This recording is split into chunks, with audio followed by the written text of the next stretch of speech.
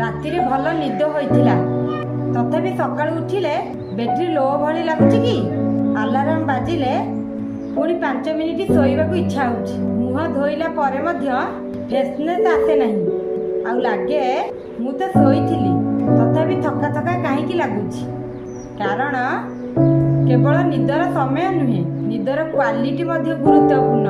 ଆପଣ 8 ଘଣ୍ଟା ଶୋଇଥାଇ ପାରନ୍ତି, କିନ୍ତୁ ଯଦି ବାରମ୍ବାର ନିଦ ଭାଙ୍ଗୁଛି କିମ୍ବା ବ୍ରେନ୍ ଡିପ୍ ସ୍ଲିପ୍କୁ ଯାଇପାରୁନି, ତେବେ ଶରୀର ଠିକ୍ ଭାବେ ରିଚାର୍ଜ ହୋଇପାରେନି।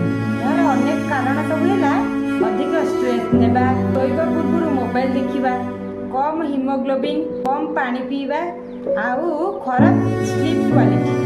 ମୋବାଇଲକୁ ରାତି ସାରା ଚାର୍ଜରରେ ଲଗାଇଦେଲେ ମଧ୍ୟ ଯଦି ଚାର୍ଜର ଠିକ୍ସେ କାମ ନ କରେ, ସକାଳେ ବ୍ୟାଟେରୀ 100% ହେବ କି? ଠିକ୍ ସେମିତି ଶରୀର ସହ ମଧ୍ୟ ହୋଇପାରେ।